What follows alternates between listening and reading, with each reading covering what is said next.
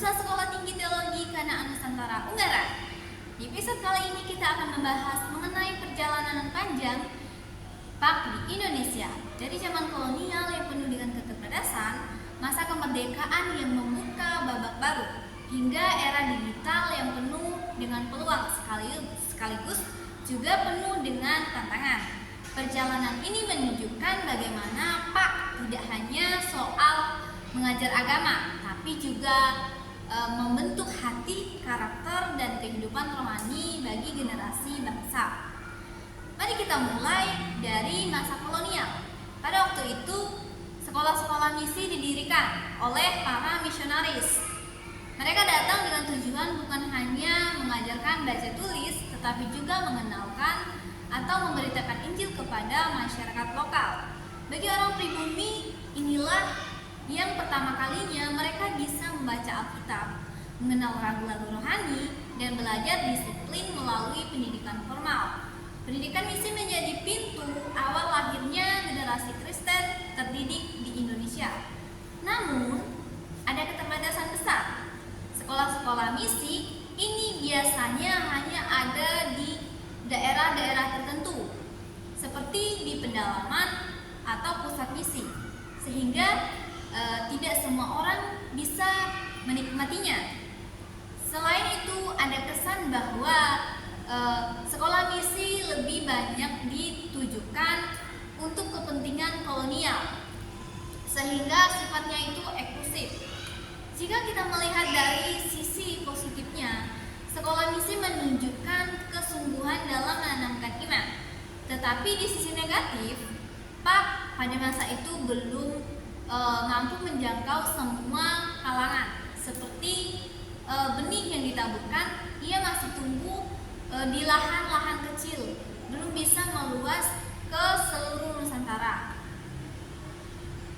Nah, setelah Indonesia merdeka, suasana pendidikan berubah secara drastis. PAK ini masuk ke dalam sistem pendidikan nasional. Nah, artinya PAK diakui sebagai bagian penting dari kurikulum di sekolah-sekolah. Perubahan ini membawa dampak yang besar. PAK tidak lagi terbatas pada sekolah misi, tetapi diajarkan di sekolah-sekolah maupun swasta. Tidak hanya dia diajarkan di sekolah-sekolah yang negeri-negeri, tetapi juga di sekolah yang swasta. Pendidikan agama tidak sekedar doktrin, melainkan diarahkan untuk membentuk manusia seutuhnya, ya, cerdas, bermoral, dan juga beriman. Nah, di masa ini PAK ikut berkontribusi dalam membangun karakter bangsa. Ia membimbing generasi muda untuk mencintai Tuhan, sekaligus mengasihi sesama dan tanah airnya. Nah, bisa dikatakan PAK ini menjadi jembatan antara iman Kristen dan nilai-nilai kebangsaan. Selanjutnya, kita akan masuk ke era digital, era yang saat ini kita alami. Teknologi menghadirkan perubahan besar dalam dunia pendidikan, termasuk PAK. Kalau dulu kita hanya belajar dari buku cetak dan guru di kelas, sekarang kita bisa mengakses ribuan sumber lewat smartphone. Ada aplikasi Alkitab, podcast rohani, channel YouTube yang membahas tentang firman Tuhan, bahkan seminar online hingga komunitas doa di media sosial. Nah, PAK menjadi lebih fleksibel dan bisa menjangkau siapa saja, kapan saja, bahkan di mana saja. Namun, di balik peluang besar ini ada pun juga tantangannya yang semakin kompleks. Generasi muda mudah terdistraksi dengan hiburan, games, atau konten viral yang tidak membangun mereka. Risiko yang muncul adalah iman yang dangkal, sekedar pengetahuan tanpa penghayatan. Karena itu, PAK di era digital menuntut pendidik dan generasi muda untuk lebih teknologi harus dipakai sebagai sarana memperdalam iman, bukan sekedar konsumsi informasi. Ibarat dua mata pisau. Teknologi bisa menjadi berkat, tetapi juga bisa menjauhkan kita dari Tuhan, tergantung bagaimana diri kita menggunakannya.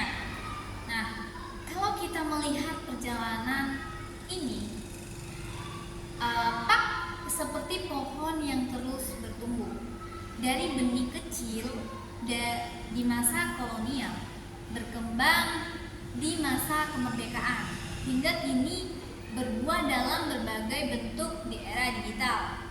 Nah, pertanyaannya untuk kita, apakah kita hanya menjadi penonton dari perkembangan ini atau ikut terlibat aktif dalam memanfaatkan PAK untuk memperkuat iman? Nah, sahabat pendengar, perjalanan PAK di Indonesia menunjukkan bahwa meskipun zaman berubah, tujuan utamanya tetap sama, membawa generasi muda semakin dekat kepada Tuhan. Mari kita renungkan pesan sederhana ini. Gunakanlah teknologi bukan untuk menjauh dari Tuhan Sang Pencipta, tetapi untuk memperdalam iman, memperkuat karakter, dan menjadi berkat bagi sesama. Terima kasih sudah mendengarkan podcast episode kali ini. Saya Mila pamit undur diri, sampai jumpa di episode berikutnya. Tuhan Yesus memberkati. Jangan lupa untuk like, comment, and subscribe di teks below di bawah ini. Sampai jumpa.